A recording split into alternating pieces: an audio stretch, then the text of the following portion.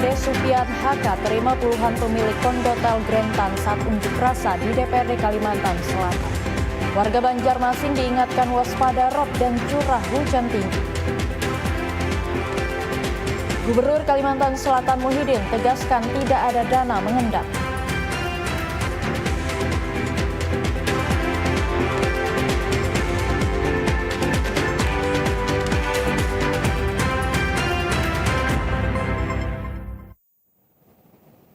Assalamualaikum warahmatullahi wabarakatuh, selamat sore dan salam damai Banua. Kalimantan Selatan hari ini kembali hadir menjumpai Anda di edisi Rabu 29 Oktober 2025. Sejumlah informasi menarik akan kami hadirkan bersama saya Nita Aprilia. Inilah Kalimantan Selatan hari ini selengkapnya.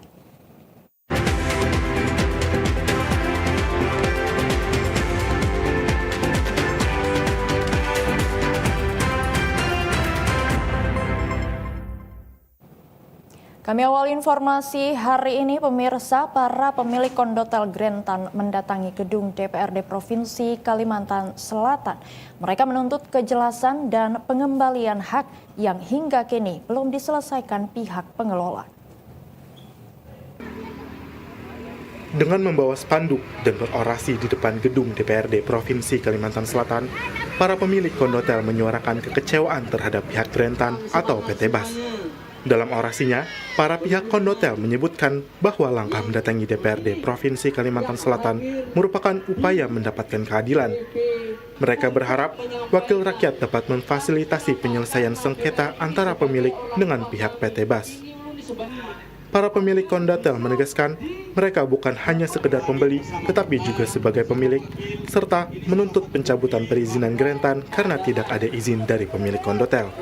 Mereka juga berharap pihak-pihak yang dapat bertanggung jawab atas perizinan dapat hadir dalam audiensi yang akan difasilitasi oleh DPRD Provinsi Kalimantan Selatan.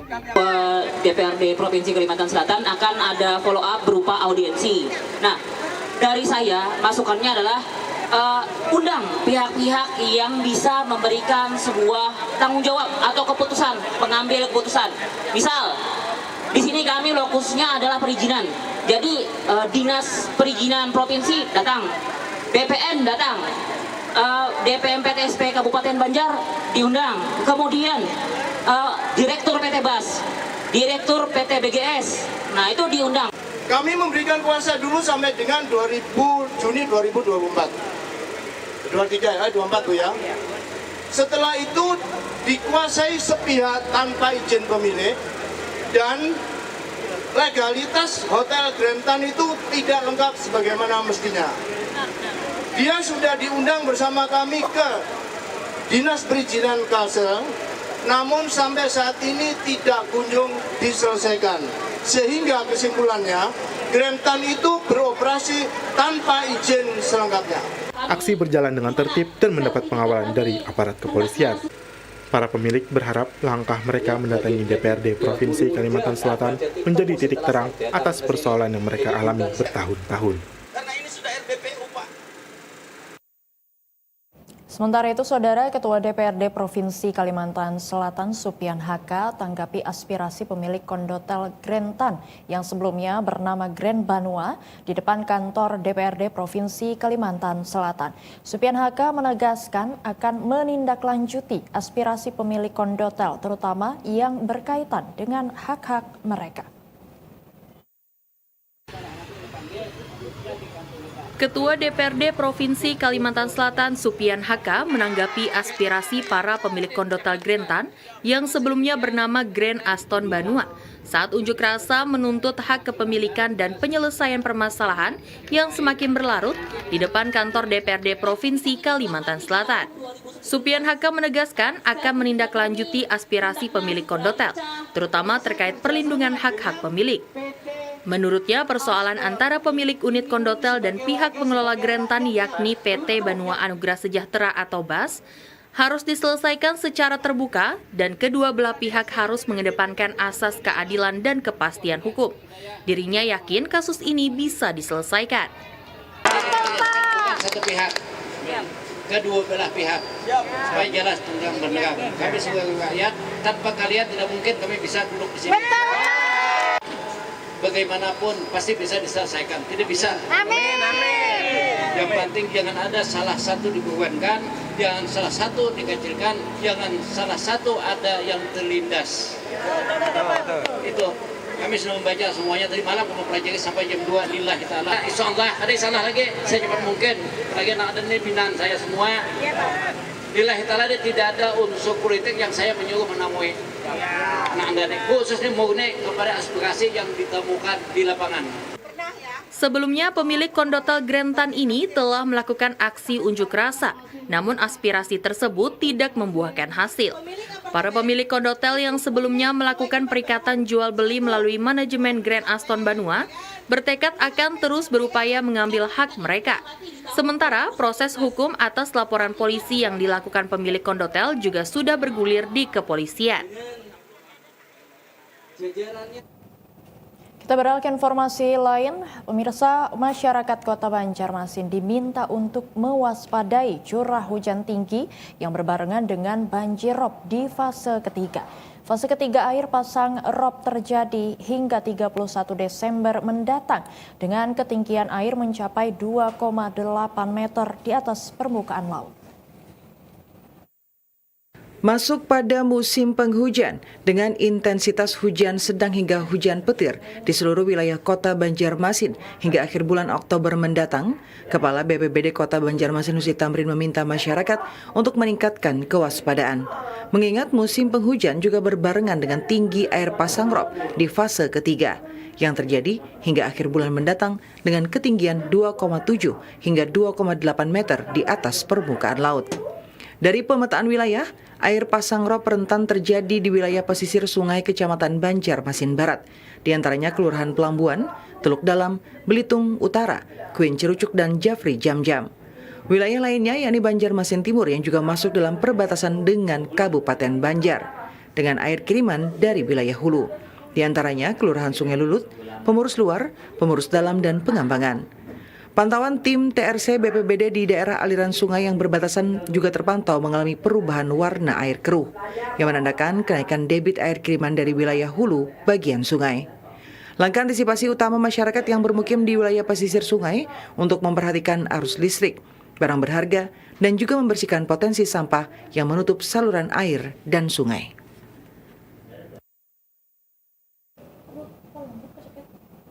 Panas menyengat disusul hujan pada sore hari di wilayah Kalimantan Selatan.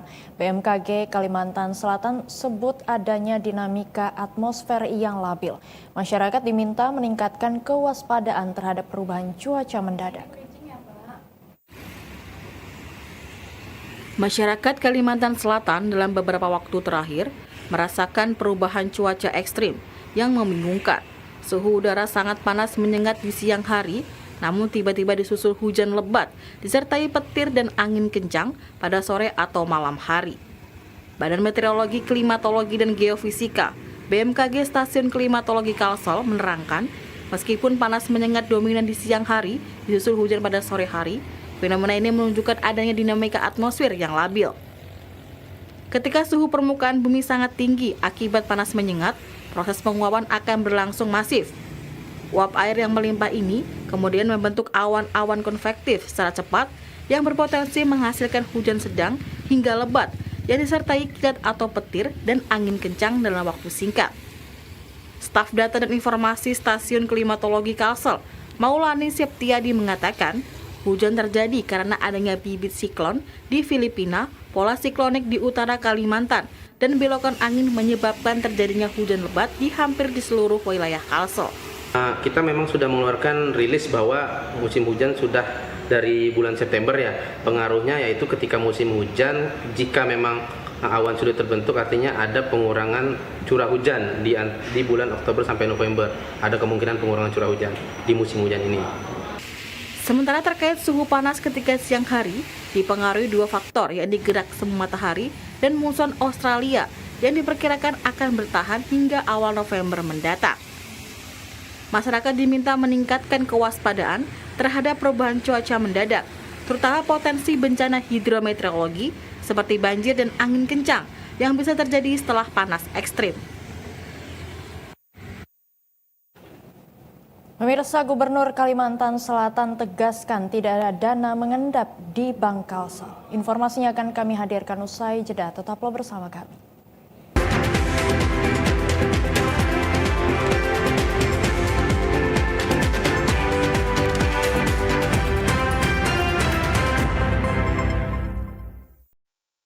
Pemenuhan gizi dalam masa pertumbuhan anak menjadi salah satu syarat mutlak membangun generasi unggul sebagai fondasi Indonesia Emas 2045.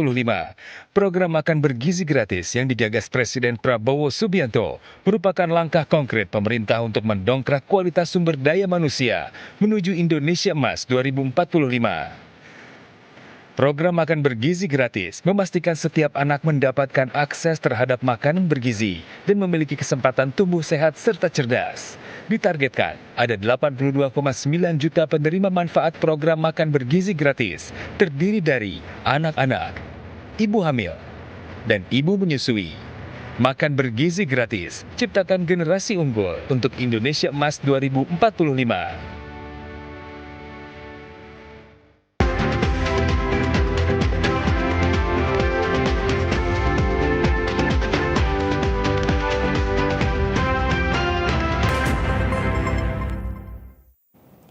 Pemirsa, Gubernur Kalimantan Selatan Muhyiddin menegaskan kesalahan input kode Bank Kalsel dari pemerintah Banjarbaru ke pemerintah Provinsi Kalimantan Selatan telah diselesaikan.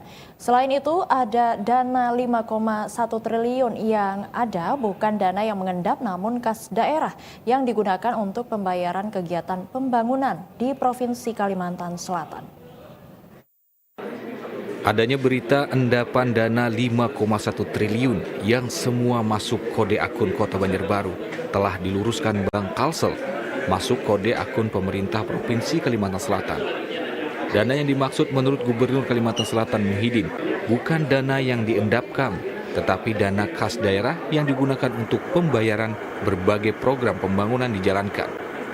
Muhyiddin bahkan menjelaskan dana 5,1 triliun telah tersisa 4 triliun lebih karena telah digunakan untuk membayar berbagai pekerjaan yang telah diselesaikan. Namun demikian, Muhyiddin mengakui dana yang disimpan dalam bentuk deposito tak berjangka sehingga sewaktu-waktu dapat diambil untuk pembayaran pekerjaan yang sudah selesai. Apabila ada keuntungan dari deposito, kembali dimasukkan ke kas daerah. Kataan atau statement daripada Menteri Keuangan ini tidak benar bahwa mengendapkan uang yang ada ini supaya diluruskan. Nah, jadi diluruskan oleh apa yang dikatakan Menteri tadi ini tidak ada kebenarannya karena uang ini bukan mengendapkan, ini uang artinya yang ada bukan ada dana pendapatan daerah provinsi, hasil penerimaan provinsi yang ada baik pajak maupun seluruhnya lah, retribusi pajak semuanya itu bertotal tadi 4,7 selebihnya triliun lah. Nah, yang kita depositokan 3,9 tadi. Nah, ini apabila kita belanja ada realisasi pengeluaran lalu dipotong. Umpamanya nih ada dinas sudah melaksanakan pekerjaan sudah, lalu karena kita taruh ke deposito lah, ini orang mengambil, kita berikan surat deposito kan kita. Nah, biasa gitu. Jadi bukan di giro, jadi bukan deposito, jadi kita taruh ditarik dimasukkan ke giro. Nah, saat ini sudah per 28 Oktober tadi pada hari ini ya. Nah, 28 Oktober hari ini sudah ada penarikan 268 miliar. Berarti duit kita sudah berada masih 4,477 triliun. Jadi Gubernur Kalimantan Selatan Muhyiddin berharap agar semua pihak dapat melakukan cross-check data terlebih dahulu sebelum memunculkan ke publik. Muhyiddin berharap hal serupa tidak terjadi lagi karena bisa menimbulkan berbagai spekulasi di masyarakat yang bisa menimbulkan kegaduhan.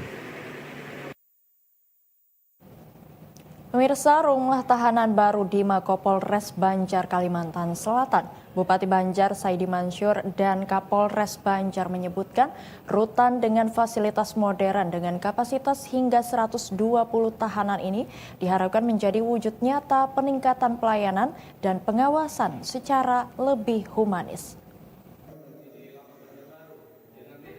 Suasana kebersamaan dan penuh semangat mewarnai peresmian rumah tahanan baru di Mako Polres Banjar, Kalimantan Selatan. Bupati Banjar Saidi Mansur bersama Kapolres Banjar AKBP Fadli secara resmi memotong pita sebagai tanda dimulainya operasional rutan baru ini.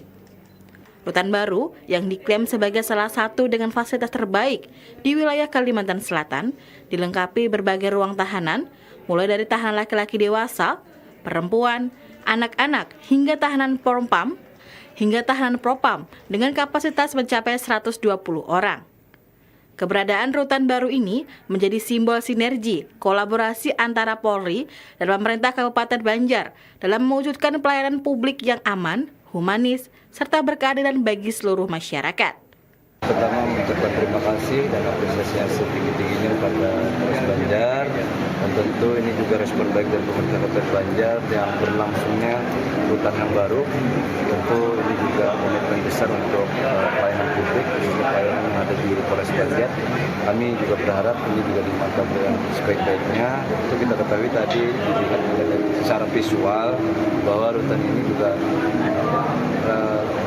rutan yang memang respektatif lah. Alhamdulillah pada hari ini kita meresmikan rutan, Pak Bupati meresmikan ya, karena ini bantuan dari Pak Bupati. Kami hanya mengucapkan terima kasih atas dukungan pemerintah sehingga rutan Polres Banjar ini lebih representatif, lebih layak, dan tingkat keamanannya juga jauh lebih bagus. Sudah dilengkapi dengan CCTV, kemudian sistem pembotonan juga sudah berlapis, ditambah besi juga kadang-kadang, jadi sistem keamanannya cukup bagus. Untuk kapasitasnya sendiri? Kapasitasnya kurang lebih 120.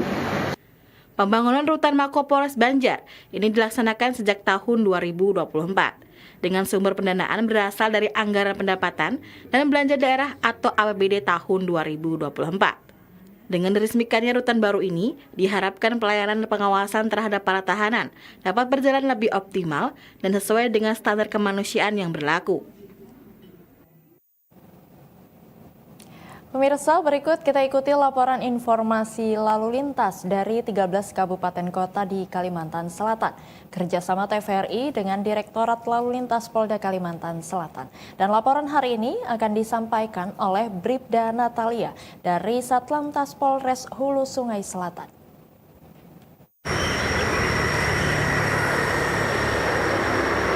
Baik, terima kasih. Bersama saya Bribda Natalia dari Satuan Lalu Lintas Polres Hulu Sungai Selatan. Pada hari ini, Rabu 29 Oktober 2025, saat ini saya sedang berada di Jalan Ahmad Yani, tepatnya di depan Mako Polres Hulu Sungai Selatan. Untuk pantauan arus lalu lintas saat ini terpantau ramai lancar dari arah Banjar maupun dari arah sebaliknya. Dan kami juga informasikan untuk data pelanggaran lalu lintas yang berhasil tercapture ETLE, ada sebanyak 20 pelanggaran yang tervalidasi, yang dimana didominasi oleh tidak menggunakan helm dan tidak menggunakan sabuk pengaman. Dan untuk data laka lantas di wilayah hukum Polres Hulu Sungai Selatan, dalam 1 minggu ini menurut data IRSMS, bahwa tidak ada terjadinya kecelakaan lalu lintas di wilayah hukum Polres Hulu Sungai Selatan. Oleh karena itu, kami menghimbau kepada seluruh pengguna jalan agar selalu berhati-hati dan mematuhi rambu-rambu lalu lintas. Bagi pengguna roda 2, agar selalu memakai helm SNI Anda dan mengaitkannya hingga berbunyi klik. Dan bagi pengguna roda 4, agar selalu memakai safety belt atau sabuk pengaman Anda.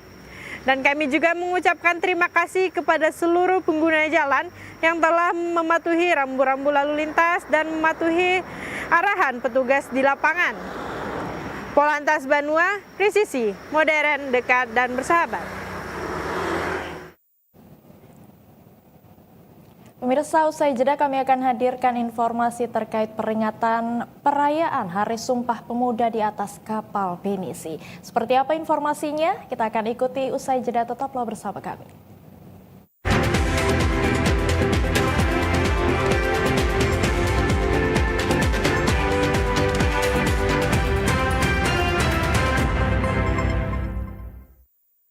Kalimantan Selatan. tanah yang kaya akan keindahan dan keanekaragaman hayati, termasuk primata endemik yang hampir punah.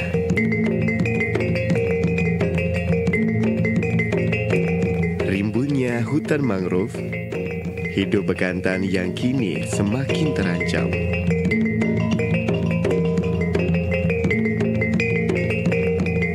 Primata dengan hidung panjang dan rambut berwarna coklat kemerahan adalah bagian dari warisan alam kita. Bekantan adalah primata endemik Kalimantan yang status konservasinya saat ini terancam punah. Keberadaannya di alam sebagai penanda spesies kunci yang menjaga keseimbangan sebuah ekosistem karena perannya sebagai agen biodiversitas dan agen regenerator hutan. Melestarikan bekantan melalui pemulihan habitatnya, stop perburuan liar. Mari membangun mata rantai kepedulian bersama dengan memuliakan alam. Selamatkan bekantan, selamatkan peradaban manusia. Melalui restorasi hutan mangrove, turut membantu meningkatkan populasi bekantan yang hampir punah. Kita semua memiliki peran dalam melindungi mereka. Jangan biarkan bekantan hanya menjadi kenangan.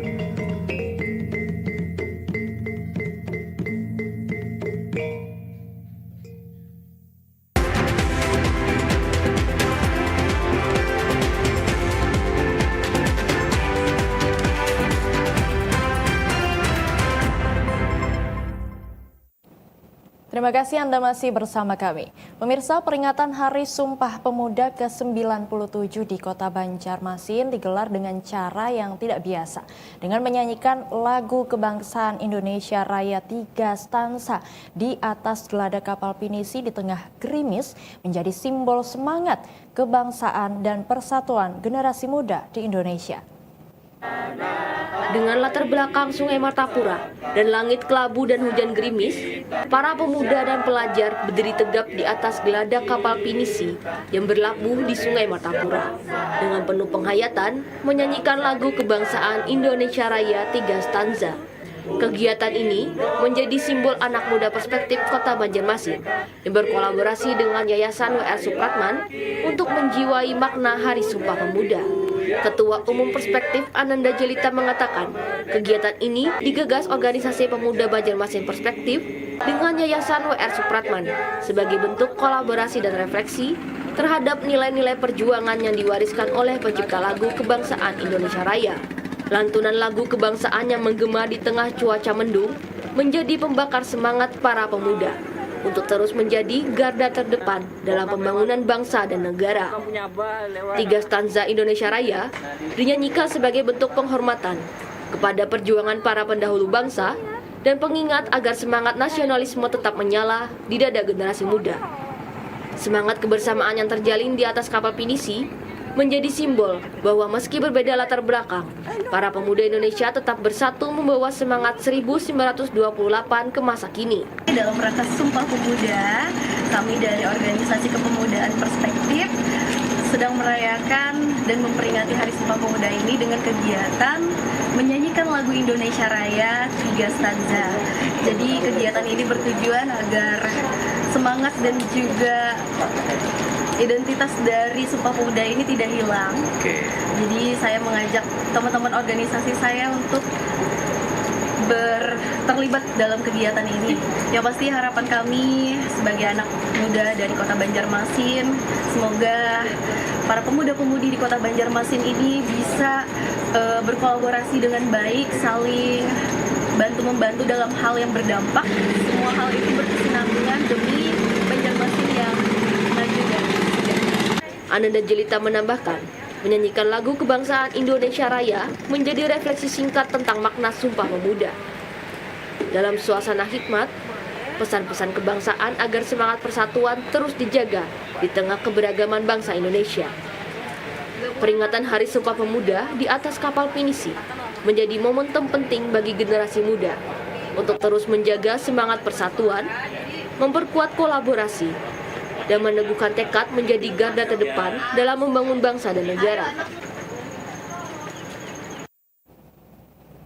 Pemuda dalam setiap masa menjadi tulang punggung perubahan dan pembangunan sebuah bangsa. Para pemuda diharapkan memiliki karakter, kreativitas, dan juga inovasi, serta menguasai teknologi karena perubahan yang cepat dan kompetisi semakin ketat. Pemuda sebagai penerus pembangunan sebuah bangsa diharapkan memiliki karakter yang berbudi luhur, kreatif, inovatif, dan menguasai teknologi. Dalam setiap masa sebuah bangsa, pemuda menjadi tulang punggung dalam pembangunan, bertindak sebagai pembina upacara Sumpah Pemuda di lingkungan pemerintah Provinsi Kalimantan Selatan. Kepala Dinas Kominfo Provinsi Kalimantan Selatan Muslim menyampaikan pentingnya para pemuda terus menyiapkan diri sebagai penerus pembangunan bangsa.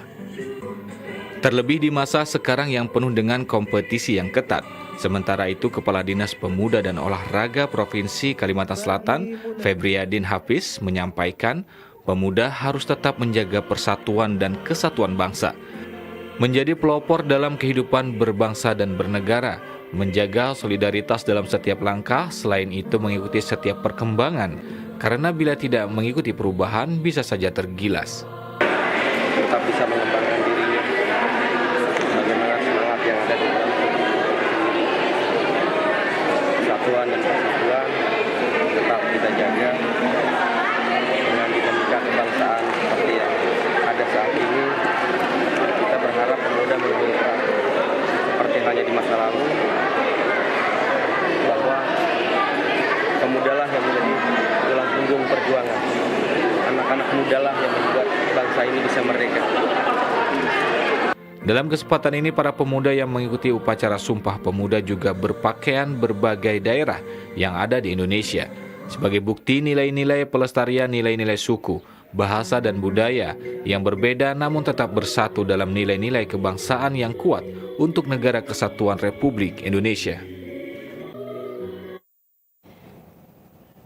Kita beralih ke informasi lain, pembangunan Rumah Sakit Bayangkara di Banjarbaru tahap 1 ditargetkan rampung pada Desember 2025. Kapolda Kalimantan Selatan sebut proses pembangunan sudah mencapai 50%. Pembangunan tahap pertama Rumah Sakit Bayangkara di Banjarbaru menunjukkan perkembangan signifikan dan ditargetkan rampung pada Desember 2025. Progres pembangunan hingga saat ini telah mencapai 50%. Rumah Sakit Bayangkara yang baru ini berlokasi di Banjarbaru, seiring dengan perpindahan ibu kota Provinsi Kalsel. Tujuannya adalah untuk memperluas dan meningkatkan kualitas pelayanan kesehatan, tidak hanya bagi anggota Polri dan keluarga, tetapi juga bagi masyarakat umum di wilayah Banjarbaru dan sekitarnya. Pembangunan Rumah Sakit Bayangkara di Banjarbaru ini diharapkan dapat mempermudah akses layanan kesehatan yang modern dan adaptif bagi warga Kalsel. Kapolda Kalsel, Irjen Pol Rosyanto Yuda Hermawan mengatakan, untuk tahap 1 telah berprogres 50% dan ditarget rampung Desember mendatang. Dan kalau untuk rumah sakit kita melihat ini progresnya ini, mudah-mudahan nanti di bulan Desember sesuai dengan rencana tahap 1 selesai. Mungkin 40%, 40-50%. Tapi target Desember berapa? Desember, ya, tahap 1 ya. Iya, siap.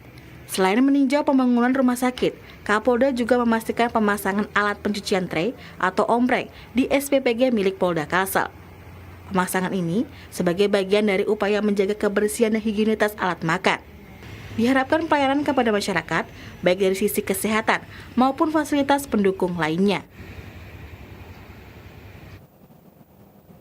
Hidup sebagai orang tua tunggal dengan satu anak menjadi tantangan yang tidak mudah bagi Betty, seorang ibu rumah tangga dalam melanjutkan hidup sepeninggal sang suami. Rumah BUMN Pertamina menjadi salah satu tempatnya bernaung untuk terus bertahan demi buah hatinya. Bagaimana perjuangan Betty dan kiprah rumah BUMN Pertamina? Berikut liputannya. Tidak kurang 15 ibu-ibu yang merupakan pelaku usaha mikro, kecil, dan menengah atau UMKM hadir di rumah BUMN Pertamina Komplek Taekwondo Banjarmasin. Mereka tampak serius menyimak paparan yang disampaikan instruktur terkait dengan pemasaran produk melalui e-commerce atau biasa disebut jual beli barang secara daring di berbagai platform media sosial. Menurut CEO muda Rumah BUMN Pertamina Banjarmasin, Muhammad Ulil Amri, Rumah BUMN hadir untuk membina pelaku UMKM yang mayoritas kaum ibu, agar usahanya bisa tumbuh dan berkembang, serta yang paling penting harus bisa naik kelas. Menurut Ulil, kemajuan teknologi dan perkembangan media sosial dengan ragam platform menjadi peluang yang harus bisa dimanfaatkan oleh pelaku UMKM. Pasar hari ini menurutnya sudah dalam genggaman, sehingga kesiapan dan kemampuan pelaku UMKM harus ditingkatkan. Disitulah Rumah BUMN dengan binaan lebih dari 600 UMKM hadir memberi makna. Setiap bulannya biasanya kita melakukan pelatihan digital marketing. Adapun digital marketing itu termasuk dari kelas 2 untuk UMKM terbina Rumah BUMN Banjarmasin. Jadi kita undang di sini terbinaannya itu dari kelas 2, kurang lebih sekitar 200 UMKM. Jadi kita gilir untuk semua UMKM diusahakan untuk semua terbinaan UMKM di Rumah BUMN Banjarmasin pada kelas 2 tersebut mendapatkan ilmu dari digital marketing. Dari kompetensi yang sudah dibuat oleh Kementerian BUMN yang saat ini sudah berubah menjadi Badan Penyelenggara BUMN, itu dibuatkan semacam segmentasi. Segmentasi itu mulai dari segmentasi 1, 2, 3, dan 4 yang sebelumnya saya jelaskan sebelumnya. Nah, itu segmentasi yang kita undang saat ini yaitu segmentasi 2. Di antara peserta binaan Rumah BUMN adalah Betty, seorang ibu rumah tangga yang menjadi orang tua tunggal untuk anaknya, Kevin, yang saat ini sudah remaja. Betty di rumah sederhananya di Komplek TNI Ahmad Yani 2 Banjarmasin harus berjuang menjadi tulang punggung untuk masa depan buah hatinya sepeninggal sang suami saat Kevin berusia kurang dari 4 tahun. Sejak 2013, kemandirian dalam berusaha mulai dirintis Betty. Rumah kecilnya inilah Betty menampilkan kreativitasnya dalam membuat rajut dan kreasi dengan bahan dasar purun selain eceng gondok. Sangat bermanfaat sekali karena kita channelnya itu yang penting kan sekarang kalau apa-apa itu channel yang ada yang kan Pak, karena kalau untuk mencari channel itu yang susah kalau apa-apa, tapi kalau kita sudah dapat channel atau link yang bagus, nah saya rasa di BUMN ini linknya yang memang saya rasakan itu dari link untuk ke mananya itu mudah. Di ruang tamu rumahnya yang tidak terlalu besar inilah, Betty mengerjakan dan memajang aneka produk anyaman buah imajinasinya. Mulai dari tas jinjing dengan berbagai bentuk dan corak serta warna, hingga tempat tisu dan pouch tumbler kekinian yang menarik. Dengan usahanya yang semakin berkembang berkat bantuan jaringan pasar oleh Rumah BUMN, saat ini pendapatan dalam sebulan normalnya ada di angka 5 juta rupiah. Kan dari suami udah nggak ada apa-apanya lagi kan, jadi saya tapi kebetulan memang saya dari muda memang kerja, jadi dulu saya manajernya DBSFM, station manager DBSFM, manajer marketing juga DBSFM.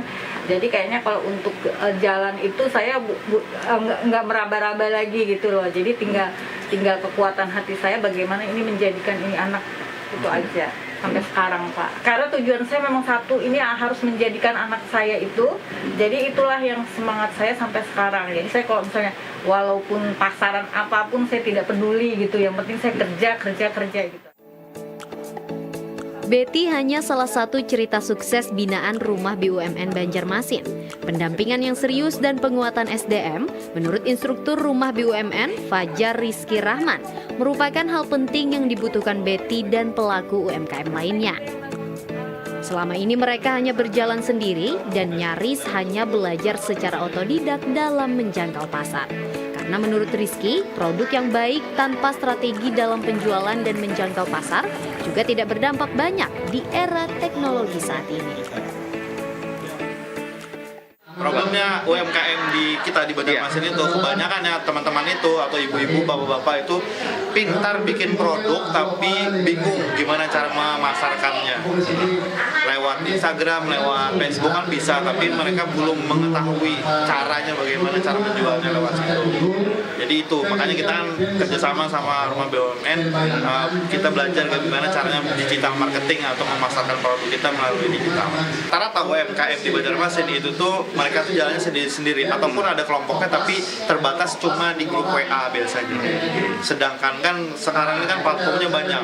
Padahal kan ibu-ibu, bapak-bapak itu kan sudah sering buka Facebook, buka TikTok, Instagram, tapi mereka tidak memanfaatkan itu untuk jualan. Betty dengan 600 lebih UMKM lainnya adalah cerita senyap Rumah BUMN dalam membersamai mereka yang berjuang untuk bangkit dan naik kelas.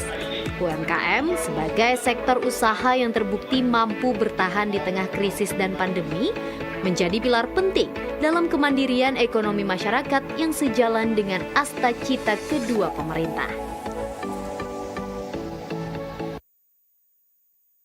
Pemirsa, pemerintah Kota Banjarmasin sambut kirap obor Pekan Olahraga Provinsi ke-12 tahun 2025. Seperti apa kemeriahannya kita akan ikuti usai jeda, tetaplah bersama kami.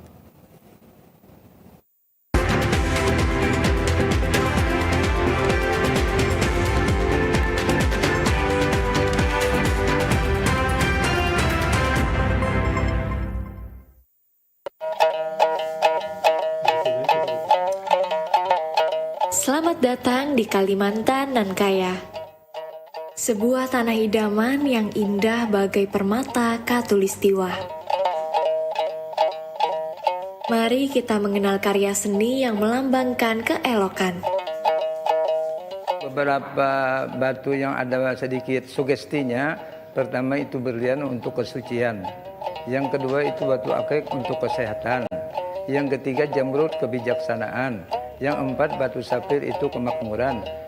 Rubi merah delima itu keagungan. Perhiasan yang tidak hanya memperindah penampilan, namun ia juga menghubungkan kita dengan akar budaya. Setiap sentuhan detail mencerminkan warisan dan tradisi kita. Hasil batu permata Martapura mempunyai ciri khas dan identitas tersendiri, hasil tambang dari tanah Borneo, sehingga sangat dicintai oleh para turis domestik maupun mancanegara. Permata Borneo adalah bukti kekayaan ragam budaya. Mutu Manikam, Kilau Tradisi Cinta Negeri.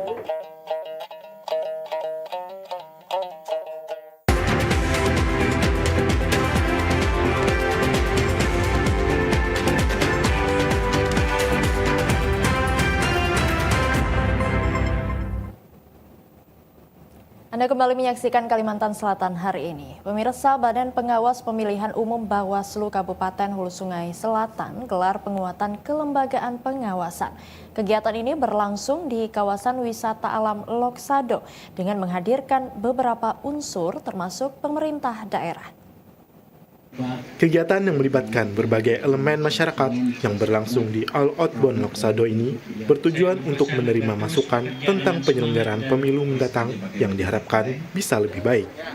Pemberian masukan ini juga disampaikan oleh pemerintah daerah setempat yang diwakili oleh Asisten Administrasi Umum Sekretaris Daerah Hulu Sungai Selatan.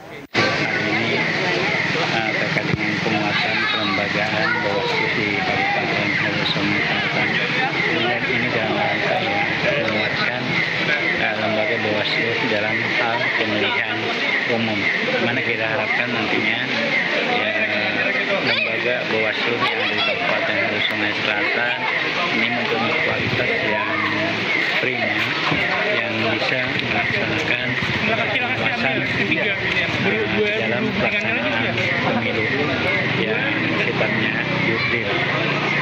Masukan dari kegiatan ini diharapkan bisa berdampak terhadap pelaksanaan pemilu 2029, sehingga kekurangan dan persoalan yang terjadi bisa diminimalkan.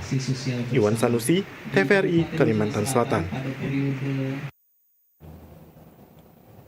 Pemirsa, pemerintah Kota Banjarmasin sambut kirap obor Pekan Olahraga Provinsi Kalimantan Selatan ke-12 di Kabupaten Tanah Laut. Dalam Porprov ini, kontingen Kota Banjarmasin mengirimkan 1.200 atlet untuk 62 cabang olahraga. Disambut langsung oleh Wakil Wali Kota Banjarmasin, Ananda, kirap obor Porprov Kalimantan Selatan ke-12 tiba di halaman Balai Kota Banjarmasin. Dalam kegiatan yang berlangsung sejak 24 Oktober hingga 14 November di Kabupaten Tanah Laut ini, kontingen Kota Banjarmasin mengirimkan sebanyak 1.200 atlet yang akan bertanding pada 62 cabang olahraga. Wakil Wali Kota Banjarmasin, Ananda, menyampaikan, kirap obor Porprov merupakan simbol semangat, kebersamaan, dan sportivitas. Diharapkan melalui semangat kirap obor ini, seluruh atlet Banjarmasin dapat termotivasi untuk memberikan penampilan terbaik dan meraih juara umum. Kita berharap dengan adanya Porprov ini sebagai ajang ibaratnya itu uji coba para atlet kita untuk bisa memberikan yang terbaik melalui olahraga. Kita berharap bahwa prestasinya lebih baik Kota Banjarmasin. Mudah-mudahan tahun ini prestasi Kota Banjarmasin, insya Allah mudah-mudahan juara umum. Kita berharap seperti itu. Mohon dukungannya masyarakat, tolong doanya untuk atlet Kota Banjarmasin. Sementara Ketua Komite Olahraga Nasional Indonesia atau KONI Kota Banjarmasin, Herman Syah, menyebut, ajang Porprov tidak hanya menjadi ajang perebutan prestasi, namun juga merupakan momentum pembinaan dan pemantapan integritas atlet. Event ini juga akan menjadi proses seleksi menuju pra-PON dan PON mendatang. Target kita kan dari 800 medali yang diperebutkan, kita targetnya sekitar 260-an. Setelah dari Kota Banjarmasin, kirap obor Porprov ke-12 Kalimantan Selatan ini akan melanjutkan perjalanan ke Kota Banjarbaru. Obor Porprov ini akan terus diarak melintasi sejumlah daerah peserta sebagai simbol semangat persatuan dan sportivitas dalam ajang olahraga terbesar di tingkat provinsi ini. Pemirsa, kampung tradisional Sasirangan menjadi salah satu alternatif objek wisata pendidikan dan kebudayaan. Pengunjung yang datang selain dapat membeli kain dari pengrajin, juga disajikan proses pembuatan langsung kain khas Kalimantan Selatan, yaitu kain Sasirangan. Kampung tradisional Sasirangan yang terletak di Kelurahan Sungai Jingah, Kota Banjarmasin ini telah berdiri sejak tahun 1991. Pada awalnya hanya ada 3 kelompok pengrajin kain Sasirangan. Kini kampung tradisional ini memiliki 25 pengrajin aktif dan secara resmi ditetapkan menjadi warisan tak benda oleh Kementerian Pendidikan dan Kebudayaan sejak tahun 2012. Budaya Sasirangan yang sudah berumur 900 tahun ini berkembang mengikuti kemajuan zaman. Jika pada awalnya kain ini dianggap hanya untuk ritual adat sakral dan hanya boleh dikenakan bangsawan, di era modern kain Sasirangan menjadi sandang khas Kalimantan Selatan. Kain Sasirangan sekarang disulap menjadi berbagai barang seperti kemeja, topi, syal, lawung, tas sampai kaos sehari-hari. Salah seorang pengrajin di kampung Sasirangan, Nela, berharap agar wisata ini terus berkembang dan bisa memperkenalkan kain Sasirangan ke nasional maupun mancanegara. Harapan untuk wisata Kampung Sasirangan ini semoga tetap ramai terus pengunjungnya, baik dari internal Banjarmasin maupun luar Kalimantan, bisa juga untuk mancanegara, agar bisa lebih melestarikan lagi kain Sasirangan, karena kain Sasirangan ini sudah ibaratnya khasnya orang Kalimantan Selatan untuk memakainya. Jadi harapannya bagi pemuda agarnya tidak malu atau tidak untuk memakai kain Sasirangan.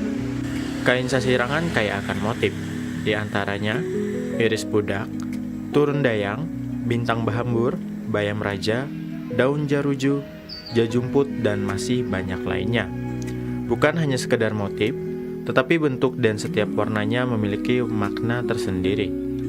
Kampung tradisional Sasirangan di kawasan Sungai Jingah ini biasanya dipenuhi para pengunjung pada hari Sabtu dan Minggu. Diharapkan hal ini dapat mengenalkan warisan budaya leluhur kepada para wisatawan dan menjadi ladang ekonomi bagi masyarakat sekitar.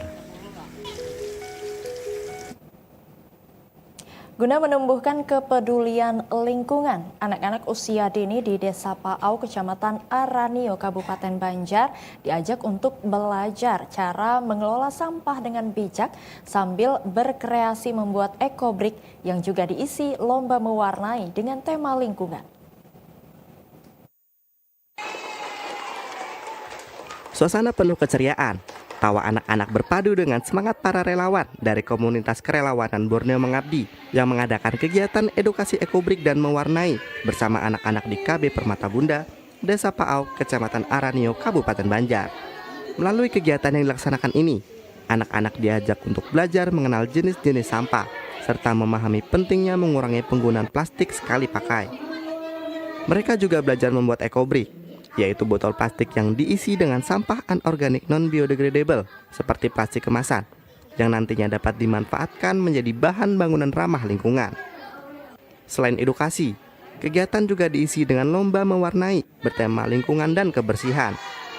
Suasana ceria dan penuh warna mewarnai kegiatan ini ketika anak-anak menuangkan kreativitasnya dalam gambar bertema kebersihan dan pelestarian alam. Semoga kegiatan kami itu dapat bermanfaat dan juga bisa membuka pikiran, terutama yang kami sasar adalah anak-anak dengan usia tumbuh kembang, mana harapannya mereka dapat mempelajari bagaimana pemilihan sampah yang baik dan benar. Seperti tadi kami juga sudah menjelaskan apa saja perbedaan dari jenis-jenis sampah, ada sampah organik, anorganik, kemudian ada juga P3 dan juga kertas serta residu. Mereka dapat untuk melakukan pemilihan sampah berdasarkan jenis tempat sampahnya masing-masing. Dengan adanya kegiatan ini, diharapkan semakin banyak generasi muda yang sadar akan pentingnya menjaga bumi, dimulai dari hal-hal kecil seperti memilah sampah dan mendaur ulang plastik. Pemirsa, berikut perakiraan cuaca esok hari Kamis 30 Oktober 2025. Informasinya akan disampaikan perakirawan Saimul Qadri dari Stasiun Meteorologi Syamsuddin Nur Banjarmasin.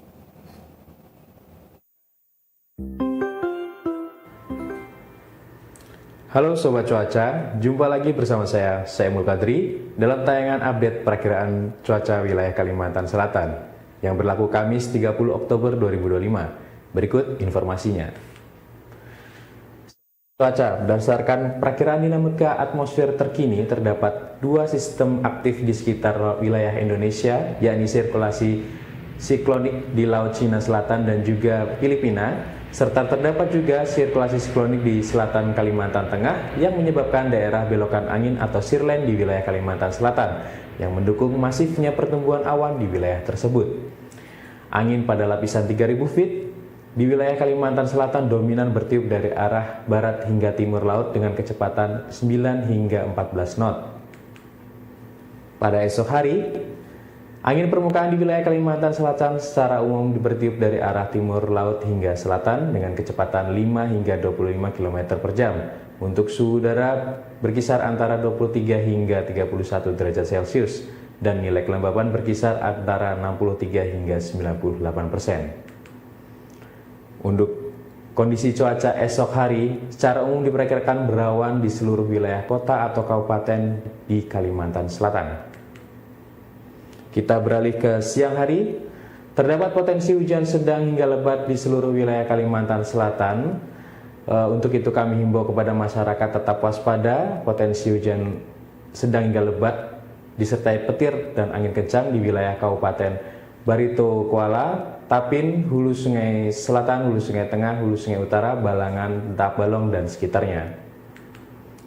Selanjutnya kita beralih ke kondisi cuaca pada malam hari. Untuk secara umum besok masih diperkirakan berawan, terkecuali di wilayah Barito Kuala, Banjarmasin, Banjarbaru, Tanah Laut yang diperkirakan hujan dengan intensitas ringan. Selanjutnya kita beralih ke kondisi cuaca dini hari. Pada umumnya berpotensi berawan di seluruh kota atau kabupaten di Provinsi Kalimantan Selatan. Berikut kita beralih ke informasi tinggi gelombang. Untuk esok hari di wilayah perairan Tanah Bumbu, Tanah Laut, Kota Baru, Banjarmasin diperkirakan berkisar 0,5 hingga 1,25 meter. Demikian update perakiraan cuaca wilayah Kalimantan Selatan yang dapat kami sampaikan. Untuk informasi lebih lengkap, Sobat dapat mengakses aplikasi info BMKG atau juga bisa melalui Instagram kami di @cuacakalsel. Nantikan terus update cuaca dari kami. Selamat melanjutkan aktivitas Anda. Terima kasih dan sampai jumpa. Pemirsa, sejumlah informasi seputar Kalimantan akan kami hadirkan dalam segmen Lintas Borneo.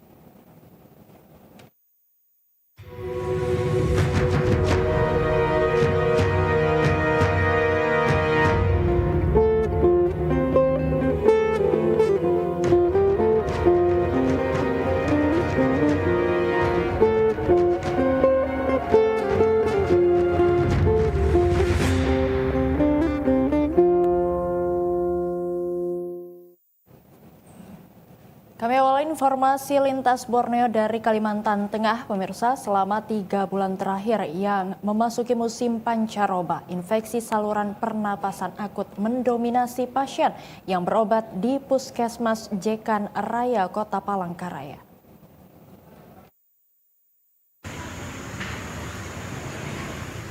Penyakit infeksi pernapasan akut atau ISPA mendominasi kunjungan pasien di Puskesmas Jekan Raya selama 3 bulan terakhir. Hal ini diperkirakan karena cuaca saat ini telah memasuki musim pancaroba, di mana kondisi cuaca ekstrim baik panas maupun hujan sering terjadi di Kota Palangkaraya dan sekitarnya. Kepala Puskesmas Jekan Raya Haryadi menyatakan, hampir rata-rata kunjungan pasien baik usia anak-anak hingga dewasa mengeluhkan adanya infeksi pernapasan akut atau ISPA. Hal ini mungkin disebabkan kurangnya perhatian masyarakat menjaga pola hidup selama musim pancaroba. Untuk kasus 3 bulan terakhir tetap yang tertinggi adalah ISPA, kemudian yang kedua itu adalah gastritis, yang ketiga yang agak banyak hipertensi, yang keempat adalah DM. Ya, agak menarik nih DM nih, seperti itu. Apa DM? Bahasa orang awam itu kencing manis lah, diabetes mellitus lah. Terutama kalau ISPA kan biasanya dipengaruhi oleh musim pancaroba kan. Perubahan dari kemarin panas, sekarang mulai perubahan ke musim hujan panas. Salah satu faktornya adalah perubahan cuaca. Perubahan cuaca ini kan berpengaruh kepada daya tahan tubuh yang lemah, tentu otomatis mudah terpapar sakit seperti ISPA nih, satu contohnya. Haryadi berharap masyarakat lebih peduli kesehatan dengan menjaga kesehatan melalui pola makan bergizi, perbanyak minum air putih, serta tidak beraktivitas di luar ruangan apabila cuaca atau kondisi cuaca cukup ekstrim. Dari Palangkaraya, Riza Krisna dan Julam Effendi, TVRI Kalimantan Tengah melaporkan. Kita beralih ke Kalimantan Barat, pemirsa. Memasuki musim barat, cuaca ekstrim, pengguna jalur laut diminta lebih meningkatkan kewaspadaan. Selain alat komunikasi, kelengkapan peralatan mesti disediakan guna meminimalisir jika terjadi insiden selama di laut.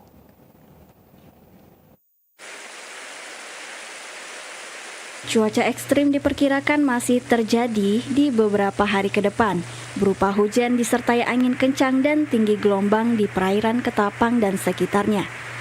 Pengguna jalur laut diminta meningkatkan kewaspadaan akan kondisi cuaca ekstrim, seperti yang terjadi beberapa hari terakhir terhadap beberapa nelayan.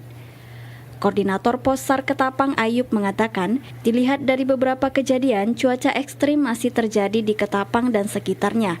Terlebih terdapat kasus nelayan dihantam ombak, namun beruntung berhasil diselamatkan dan tidak terdapat korban jiwa. Selain meningkatkan kewaspadaan, Ayub meminta nelayan dan pengguna jalur laut turut melengkapi kelengkapan sebagaimana mestinya, serta membawa alat komunikasi untuk mempercepat proses evakuasi.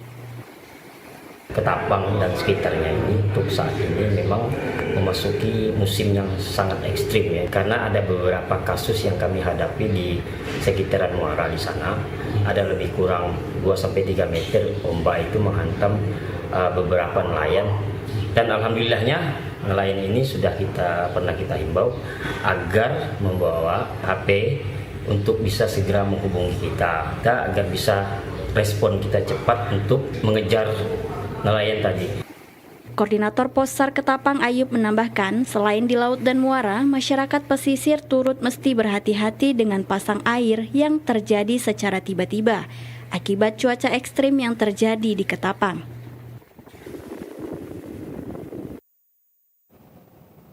Pemirsa, itu dia tadi informasi lintas Borneo, dan sebelum mengakhiri Kalimantan Selatan hari ini, mari kita ikuti kilas balik berita utama hari ini.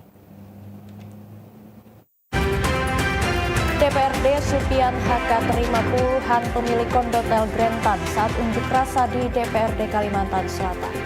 Warga Banjarmasin diingatkan waspada rop dan curah hujan tinggi. Gubernur Kalimantan Selatan Muhyiddin tegaskan tidak ada dana mengendap.